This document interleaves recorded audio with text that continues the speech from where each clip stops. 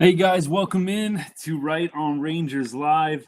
Another edition, another tough loss for the Rangers, who are now 8 on the season. We will get in just a little bit, but for right now, guys, Rangers lose this one 8-5. Made it a little bit interesting at the end, but ultimately Rangers dropped the third game of this Lone Star series. We're going to be bringing you the game recap, breaking down the box score. We'll go through some of the big moments in the game. We'll cover any Rangers news that there is, along with any big questions that there may be out there, either from you. I have a few of my own to pose. So we'll get to all that good stuff here in just a minute. Of course, guys, here at Right on Rangers, we cover pretty much everything sports, but we put a little bit of extra emphasis on the Rangers, especially during baseball season, along with all the teams we love from the great state of Texas. Welcome in. We appreciate you guys tuning in, making this a part of your day, hanging out, talking baseball with me. I appreciate all you appreciate the support. So let's kind of start with the big thing for today. And it's funny, just right before the show began, I actually got this notification that the Rangers have optioned Yeri Rodriguez to AAA to make room for Mike Lorenzen, who is going to be starting, I believe, the game tomorrow in Detroit. This is going to be my lead in today, anyways, but Yeri Rodriguez has not been good for the Rangers so far this year. And I said to myself, when it was a 5-2 ball game, I said to myself, why are they bringing Yeri Rodriguez in a game that really at that point was not out of reach, right? The game was not out of reach at 5-2 in the seventh inning. And I just said to myself, why are they bringing in Rodriguez at this point? It just made no sense to me. Now it makes total sense because they probably knew that at that point they were going to be optioning him. So they really wanted to just get whatever they could out of him because they knew they were sending him down. I think that's probably what was the whole thing here. It makes a lot more sense to me because I just don't see how in a 5-2 game, and you're trying to win against the Astros, you know that there's going to be tie-break things at the end of the year. It always comes down to that with the Astros and with us. Look at that last season, right? The reason why the Astros won the division is because they had the tiebreak over us. So this was a game that, the Rangers wanted to win. I was glad to see pretty much every starter in the starting lineup today. Now, maybe tomorrow you see some guys off, but this was a game that the Rangers, I think, really wanted. And I was a little bit surprised to see Rodriguez come in, but that being said, now that we know that he's been optioned to AAA to make room for Lorenzen, it kind of makes sense. Wanted to get as much as they could from him. I still don't love the move. It makes more sense to me, but I still don't love it. It's a 5-2 game. Semien ends up hitting a home run in the ninth inning to put 5 runs total on the board for the Rangers. It's tough to play that game in baseball. What if game. And if the Rangers would have done this, then, what would have happened 3 innings later? It's just hard to tell. But that being said, it does sting a little bit. Simi hits that 3-run homer, puts 5 runs on the board for the Rangers. And of course, when Rodriguez comes in the game, that's exactly where the Astros were at, 5 runs scored. So I would have preferred to see one of 3 guys come in that moment in no particular order. I would have at least liked for us to have burned Leclerc or Yates or Robertson. Just see what happens in the 7th inning. Just see what happens. I mean, the Astros maybe tack on anyways, but if you can hold in the 7th, and then maybe a couple of runs, 1-2 runs come across in the 8th, and now you're in business. I would just have really preferred the Rangers have gone with someone that they trust a little bit more in a spot like that. I don't think anybody trusted Rodriguez to not do what he did, which is load the bases and put the Rangers in a bad spot. He's done it nearly every single I was going to say start, but appearance that he's come in. I mean, Easter, he got out of it. I remember on Easter Sunday was the same thing, loaded the bases, managed to escape the jam somehow. But almost every single game Rodriguez has come in, he's given up a home run. just not a guy that you want in the game to keep it close. And I understand they probably had in their minds that they were going to send him down. And so they wanted to get as much as they could out of him today, knowing he's going to the minors tomorrow. I still don't love it. I would have liked to have seen them put in Robertson, Yates, Leclerc. I mean, all those guys. Yates probably, I think, has the zero ERA still. I know Robertson and Leclerc have given up some runs, but I would have I'd like to see a competitive decision there to put in one of your top guys to just keep the game close. Again, if it gets past the 7th inning, the Rangers don't tack on anything in the top of the 8th, then maybe for the bottom of the 8th, you're losing 5-2. You make a decision to throw somebody like a Cole Winn just to get the game over with, and you live and die with what he does. But I think in that 7th inning, throw somebody that's actually going to be keeping the game close and giving you a shot to do so. I don't like the Rodriguez move, regardless of whether or not he actually was going down to the minors, and that was the plan. So I think that the Rangers do have some issues in the bullpen. Spore's injury, I didn't really think on the onset that it was really going to be that big of a deal. But that being said, it just looks like it is at this point. The Rangers have 3 guys, really. I would say in some Rangers fans' minds, maybe 2. I mean, guys that you just straight up trust. I think at this point, it's Robertson and Yates. Guys that you want to hand the ball to in a 1-2 run ball game. For me, I really don't think that there's anybody else that I feel 100% surefire going to get the job done beyond Robertson and Yates. Latz has had some good moments. I think Latz is going to be a guy that they're going to have to count on, no doubt. I don't know if I want him 1-run game in the 9th inning at this point. Haven't seen enough from him. But Yates and Robertson are the only 2 guys. For me, that's your 8th and 9th inning guy right there.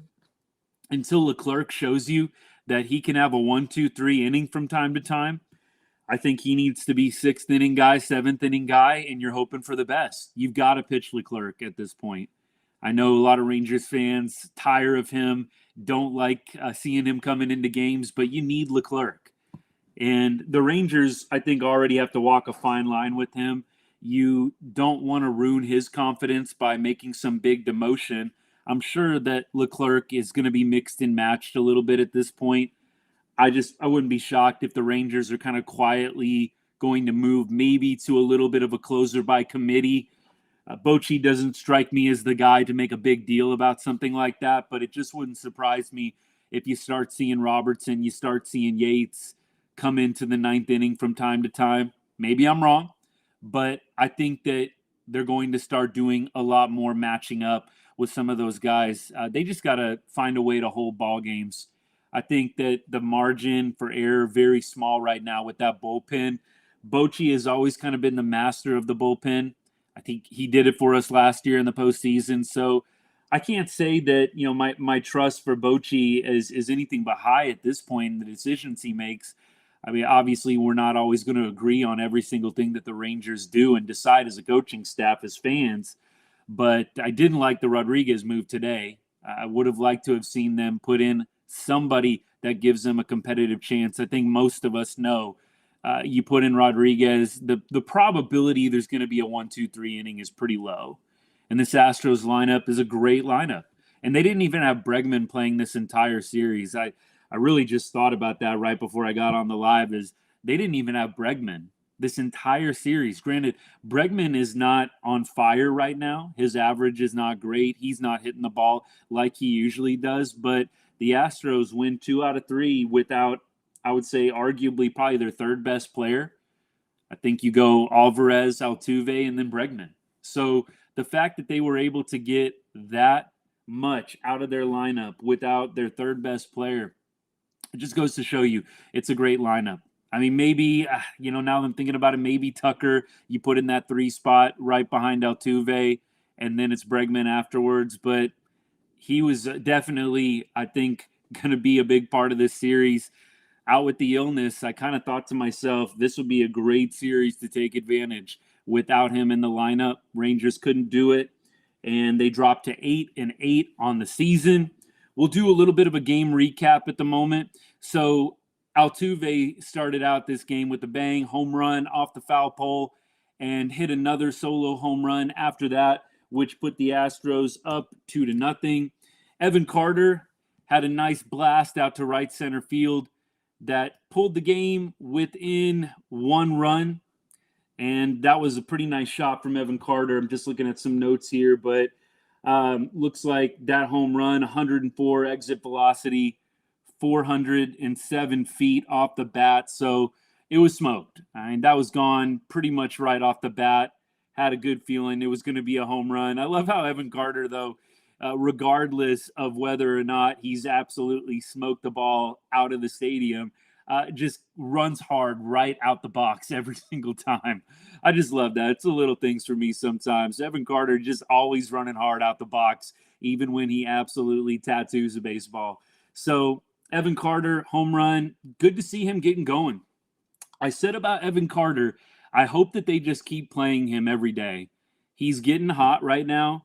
I know that they want to do the lefty matchup thing. I just would like to see them play Evan Carter every day. Give him an off day here and there, just like you do for Seager and for some of the other players, but just let him figure it out. Let him face righties, let him face lefties.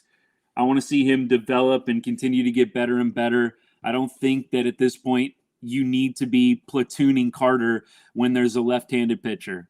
If he's your top prospect, you've got to let him figure out the lefties. I do not want to see them continue to bench him against left-handed starters. He's your top prospect at this point. Let the guy hit no matter who's on the bump. Let him figure it out. He's 21 years old. So now that Evan Carter really seems to be catching his stride here, hitting wise, he was already seeing the ball well. He's up at the tops in the American League in walks, so he's already seeing the ball well. Now the hits are coming. Don't keep benching him against lefties. I don't want to see it. I hope that they continue to give him more and more playing time and kind of forget about the matchups a little bit. Just give him an extended look, maybe a month, maybe 2 months, and then you reevaluate. Okay, he's hitting $150 against lefties. Maybe we can start doing the platoon thing. That would be my preference with Evan Carter. Getting back to the game, though, so we had Evan Carter's home run. That was in the top of the fourth, made it 2-1. Bottom of the fourth inning, right after the Carter home run, some really tough luck. The Caratini double down the line. Obviously, Caratini's a lefty. Kind of slaps a little bouncing ground ball down the third baseline. Josh Smith dives, can't quite get to it, and you're scoring scoring a run off that. Really tough luck for Evo. He actually made a really good pitch on that Caratini double, and Caratini just, you just get lucky. I mean, let's call it like it is. He's not trying to hit a little ground ball down the third baseline. He gets jammed by Evo, and it ends up finding a hole. That's pretty much what happened with that double to make it 3-1 Stros. Dubon came up next. He actually had a really, really nice at bat, and it was a ball actually that he hit that was well above the strike zone. So I think you tip your cap to Dubon on that double that made it 5-1 Stros. Evo puts a ball probably about a foot, I feel like, maybe less than that, maybe 8 inches above the zone. Dubon just goes up and gets it. Thought Garcia was maybe going to make the play of the weekend, diving for that baseball, couldn't quite get to it, and the Astros played a couple more across. So that made it 5-1. And at that point, you were kind of starting to wonder if Evo was just not going to have it and was just going to maybe need to exit early. But the Rangers really needed some innings out of him. And to Evo's credit, he stayed in the game and he kept it within striking distance. That impressed me. So, in the bottom of the fourth, he gives up those 2 doubles. I think they were back-to-back. And then he stays in a couple more innings, pitches 6 innings, and keeps the game relatively close. I think that was a huge thing for the Rangers going into a really tough week this week where they play the Detroit Tigers in Detroit, 4-game series, Monday, Tuesday, Wednesday, Thursday. And then you go and you face the Braves in Atlanta Friday, Saturday, Sunday. This is going to be a tough week for the Rangers. So you really needed Eovaldi to give you 6. If he could have gone 7, I know Bochy and Maddox would have probably loved that even more. But the fact that he hung tough and went 6 strong when he didn't have his best stuff, that was huge. So credit to Evo. You didn't have your best stuff today, but you kept the Rangers within striking distance. That's really all you can ask for at that point. Now, continuing on from there, top of the 5th, Leody and Simi go back-to-back doubles, and the Rangers make it 5-2. Bottom of the 7th inning is where things started melting down. That 7th inning, man, I'll tell you what, last night it was the 7th inning as well, wasn't it? I guess it was yesterday afternoon, right? 7 runs in the 7th inning in yesterday's ball game that the Rangers lose as well. And in the 7th inning tonight, the Astros played 3 runs, which made it 8-2 and really put the game out of reach for the Rangers. So the 7th inning, I think we can all kind of make a good inference about what the Rangers are struggling with right now, and that's middle relief. I think they've got the 8th and the 9th inning covered, but it's the middle relief at this point. The Rangers have got to find a guy that can bridge from the starter to the setup man and the closer. And right now, they just, I don't think, have a consistent guy. I know that the game was 5-2. You're sending down Rodriguez, maybe trying to squeeze as much as you can out of him before he goes to the minor leagues. But at the same time, I would have preferred to see even Leclerc come in that spot. I would have really rather seen Cole Winn come in the 7th inning in a clean spot, not bases loaded. I mean, can we give Cole Winn some credit? You come in with the bases loaded and 1 out and only 1 inherited runner scores. That's an incredible debut from him and something I think worth celebrating. Hopefully he got some love in the dugout after the game, but I'll tell you what, that is a really tough moment. Bases loaded, major league debut on the road in Houston against your biggest rival, and you go an inning and 2/3 and you only give up the 1 inherited runner, which actually gets charged to Rodriguez. So Cole Winn, phenomenal debut. Now, as the book comes out on him, as he pitches more, we'll see what adjustments he makes, because I'm not going to be shocked if he has a little bit of success initially. I'm sure that some of the teams will start getting more and more tape on him, scouting, evaluating, and then it's up to Cole to make those adjustments. But that being said, to see him come in a spot like that, only give up 1 inherited run, and at that point shut it down again in the 8th inning. Great debut. You couldn't ask anything more from Cole Winn.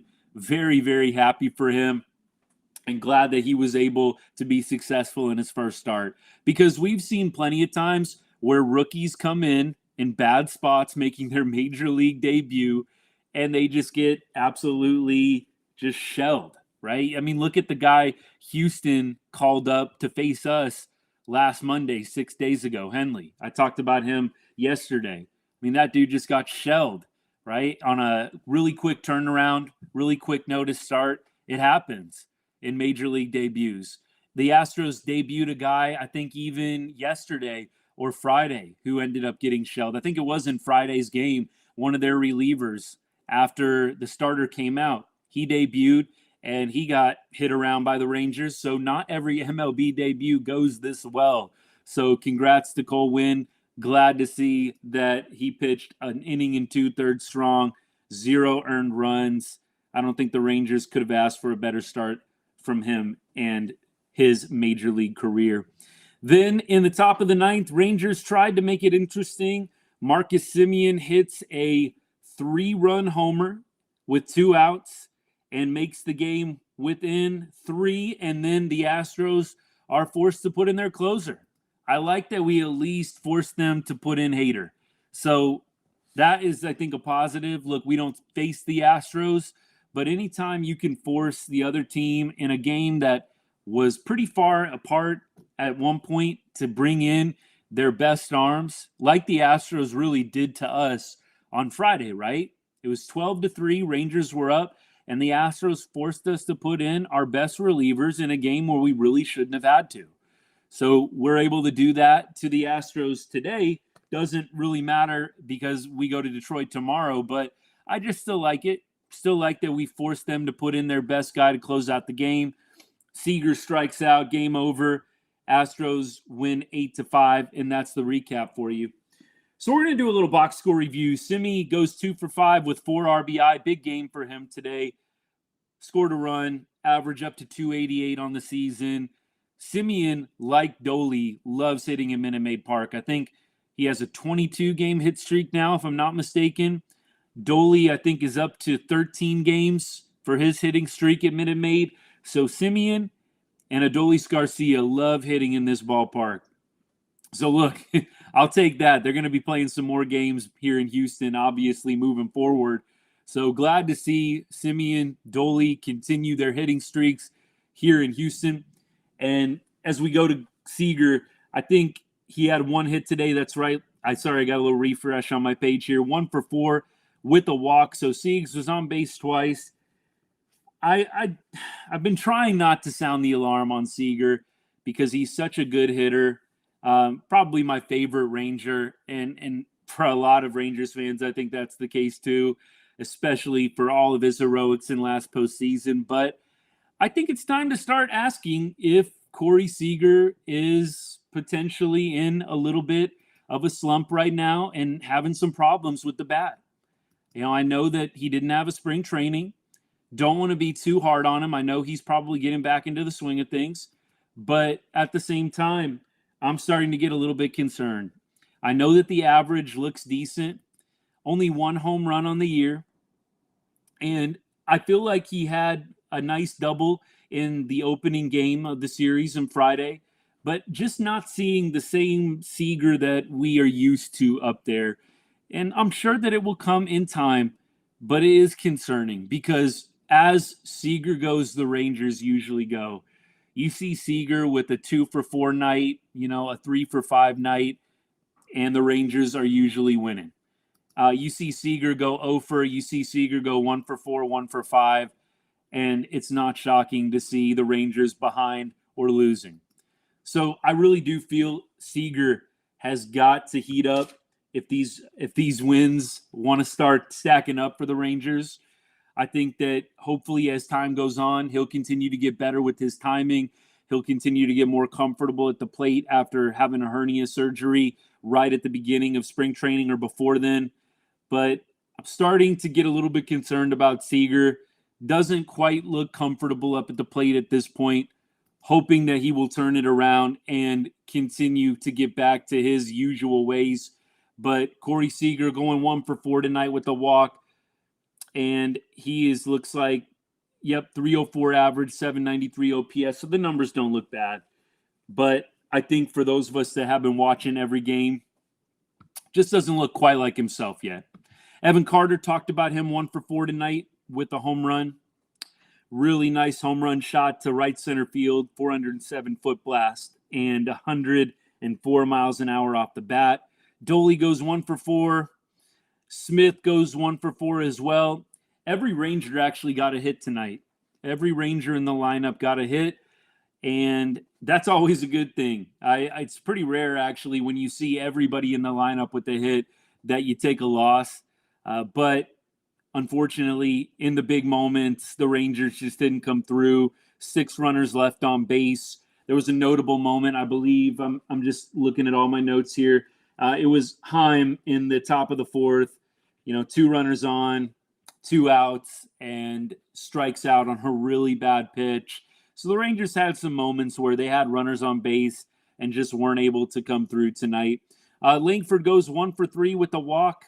Tell you what, I'm not trying to pick on this Rangers website, but there was another article that came out from Nolan Wrighton that basically said Wyatt Langford is not really having a great year so far. And I think it was intimating that they needed to bench him. I'm so shocked to see anybody thinking Wyatt Langford needs to be benched. At this point, who are you putting in for him? Who are you giving at bats to over him at this point? Wyatt Langford's hitting 267 on the year. I'm sure that the on-base percentage is decent because he's been taking walks. On-base percentage looks like it's around 340 at this point. Not great, right? But the average is at 267. No homers yet. He's got 8 RBI hitting in the 5-6 spot. spent a little time at the 3 spot as well. I don't get why anybody would be wanting to take at bats away from Wyatt Langford right now. He's a rookie. He's been playing 2 weeks in the major leagues. You want to give guys like him and Evan Carter a lot of opportunities to get comfortable, to get better, to improve. And I think when you look at the Rangers bench options, sure, you could put a guy like, Jankowski in there. I'd rather see Jankowski take Leote's spot before he takes Langford's. I don't know who you would want to see DH instead of Wyatt Langford as a Ranger fan. I mean, I'd be happy to hear the suggestions, but I don't want anybody else taking Langford's at bats at this point. Give the kid an extended look. If after 2 months he's hitting close to 200, yeah, then you think about doing something different. But at this point, just let the kid figure it out. He's clearly having a little bit of trouble making some adjustments. I know he's struggling a little bit with the fastball, just missing some pitches. It's going to come in time. I really do feel confident about that. But to give away his at-bats to somebody else, first of all, who? Second of all, why? He is one of the best rookies in the game at this point, and I think that he is going to have a great career ahead of him, but give him a long runway. You don't have anybody else that deserves to get his at-bats on the bench. I would not mind seeing them platoon Jankowski a little bit more. I'll probably say that like on every live until they do it, but I would not mind seeing Jankowski get the starts against the righties, or at least get some of the starts against righties. Totally get benching Jankowski when there's a lefty starter, but I would love to see him get some at-bats against right-handed starters. Leote hit the ball hard in this series. I can't say like he just absolutely stunk. He did hit the ball well. He had several very, very loud outs. I know that doesn't show up in the box score. He had a nice double tonight, sitting 200 on the year. So the average, none of it looks great. But I will say and give him a little credit, he had some loud outs in this series.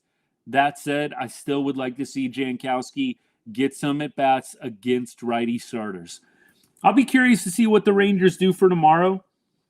They are, I believe, throwing Lorenzen, and they are facing Olsen, who for the Tigers, 0-1, ERA's nothing great. I don't think any Rangers really have any kind of, extended at-bats against him. So it's going to be hard for us to be picky about the averages against and all that. We'll see what happens. I'm curious to see what the Rangers do with the lineup. I think tomorrow might be a day where you give a couple of guys some days off. So I'm not going to be shocked to see some starters maybe out of the lineup tomorrow. Maybe Seager gets a day off, because then you're playing every day this week and you've got Atlanta coming up on Friday. So we'll see what Bochy does with the lineup in Detroit. But tough week for the Rangers. It's going to be a real tough test for them, playing the Detroit Tigers, who are 9-6 on the year, and then going to Atlanta for a 3-game set with a Braves team that many believe is among the best in baseball. And don't know exactly what the Braves record is at this point. Believe that they are they're doing all right. I don't think they're subpar by any means, but 9-5 looks like on the year. They've won 1 in a row. So they play Houston actually in Houston for I think the next few days. So maybe the Stros will get beat up a little bit by the Braves. Then the Braves go back home and they face the Rangers. So hopefully the Rangers will be able to catch their stride in Detroit, head to Atlanta, win a couple of games, and then I'm pretty sure Monday is a day off for the Rangers before their next series begins. So that is the preview for tomorrow. I think at this point, we'll just go through a couple last-minute things, and then we'll start wrapping up. Tomorrow, by the way, we'll have our video, our short out on our system, betting 1 cent on Rangers money line for every Facebook follower that we have. I think we might have just dipped into the negative, though, with this loss today, just ever so slightly. It's going to happen. It's a long season. Hopefully we can get a winning streak in here pretty soon to boost us back up a little bit. But the system takes a little bit of a hit today. Tomorrow, believe, is a 6 or a 5:40 Texas start, playing on the East Coast. So a 5:40 Texas start. We'll go live after the game is over, give you all the breakdown, give you the reaction, all that good stuff. But Rangers lose a tough Lone Star series this weekend. Really felt like this was a series the Rangers could have won, should have been a little bit more competitive in, but that's how baseball goes sometimes. That is how baseball goes. So I'll check out comments. By the way, appreciate everybody tuning in. Griff, what's up, buddy? Appreciate you tuning in today. And thank you for all of you that continue to like, share, and have subscribed to the channel. It means a lot. Really appreciate you. We're going to try and do this as much as we can after Rangers games. It's fun getting to talk it out, talk about all the big news of the day. Rangers' big news for today, by the way, is Yeri Rodriguez has been optioned to AAA. Lorenzen going to be coming up, assuming he'll be making the start tomorrow night or on Tuesday. We'll see what he's got. Got roughed up a little bit in his last rehab start, but we'll see what he's got. His first major league appearance in a while. Hopefully it'll go well for the Rangers and for Mike Lorenzen. We shall see. But guys, hope y'all have a great rest of the Sunday and a great week ahead. We'll be back tomorrow night for more Rangers talk post-game after their first game against the Tigers in Detroit. Thank you again for watching. And as we always say, guys, God bless